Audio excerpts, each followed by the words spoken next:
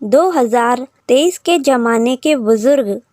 एक बार एक बुज़ुर्ग व्यक्ति की तबीयत खराब हो गई और उन्हें अस्पताल में दाखिल कराना पड़ा। पता लगा कि उन्हें कोई गंभीर बीमारी है। हालांकि ये छूत की बीमारी नहीं थी, पर फिर भी इनका बहुत ध्यान रखने की ज़रूरत थी। कुछ समय बाद वो घर आ गए। घर पर पूरे समय के लिए उनकी देखभाल के लिए नौकर और नर्स रख लिए गए। धीरे धीरे पोतों ने उनके कमरे में आना बंद कर दिया।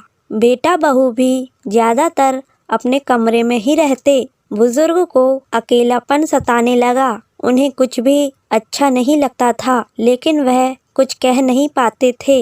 एक दिन वो कमरे के बाहर टहल रहे थे, तभी उनके बेटे बहू की आवाज़ आई। बहू कह रही थी कि पिताजी को किसी वृद्धाश्रम या किसी अस्पताल के प्राइवेट कमरे में एडमिट करा देते हैं, कहीं बच्चे भी उनकी वजह से बीमार ना हो जाएं। बेटे ने कहा, कह तो तुम ठीक रही हो, मैं आज ही पिताजी से इस बारे में बात करूँगा। पिताजी चुपचाप अपने कमरे में लौट आए। यह सब सुनकर उन्हें दुख तो बहुत हुआ, पर उन्होंने मन ही मन कुछ सोच लिया था।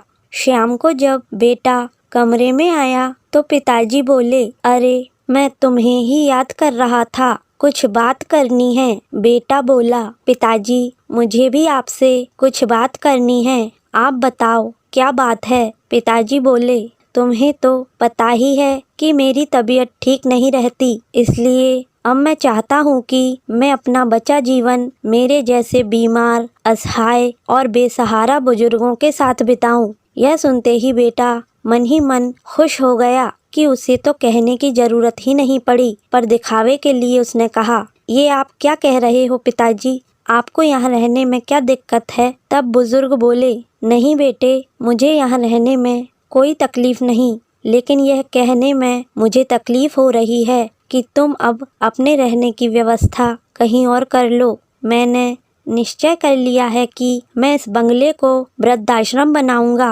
और असहाय और बेसहारा लोगों की देखरेख करते हुए अपना जीवन व्यतीत करूंगा। अरे हाँ, तुम भी तो कुछ कहना चाहते थे, बताओ क्या बात थी। कमरे में चुप्पी छा गई थी। कभी कभी जीवन में सख्त कदम उठाने की जरूरत होती है। आपको ये कहानी कैसी लगी कमेंट करके बताएं। इसे लाइक और शेयर करें और ऐसे ही वीडियो देखते रहने के लिए हमारे चैनल को सब्सक्राइब करें। धन्यवाद।